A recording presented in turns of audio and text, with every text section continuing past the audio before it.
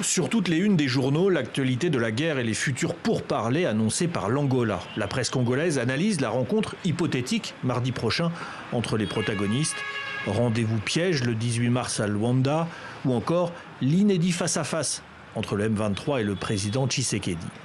Côté parti politique, la question de la guerre prend toute la place lors de ce meeting du parti AFDC-A, avec notamment la dénonciation de l'agression rwandaise. Mais pour ce sénateur Bahati Lukwebo, tous les moyens sont bons à prendre désormais pour parvenir à la paix.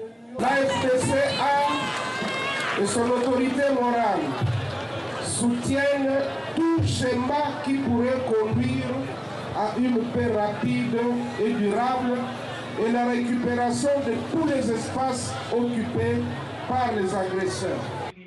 À Kinshasa, le groupe Rien sans les femmes s'est lui aussi réuni pour faire entendre la voix de toutes celles victimes du conflit. Stop au va-t-en-guerre, elles veulent tout faire pour arrêter la spirale des violences. Par rapport à tous les conflits qui se passent actuellement à l'Est, ce sont les femmes qui sont les principales victimes. Aujourd'hui, le viol est utilisé comme arme de guerre et les femmes en payent un très lourd tribut. En tant que femmes, nous demandons à ce que la femme puisse être prise en compte dans les différentes délégations qui prendront part dans ces différents processus pour les négociations pour la paix. Là encore, le dialogue est prôné par ces militantes. Côté militaire, la nouvelle parvenue ce jeudi du retrait des soldats de la SADC a encore changé la donne. Mais les autorités tentent de minimiser la portée du départ de ces troupes censées appuyer l'armée gouvernementale. Cette force militaire de la SADC se trouve encerclée par l'armée rwandaise et par les groupes terroristes du M23.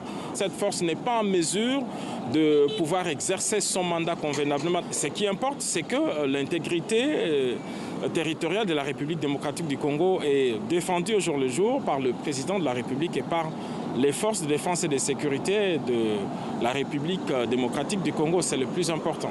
Jusqu'à maintenant, le président Tshisekedi a toujours refusé un dialogue avec le M23. Seule réponse officielle à la proposition angolaise de négociation, les autorités congolaises ont pris acte, sans plus de précision sur une participation ou non du président à une éventuelle rencontre.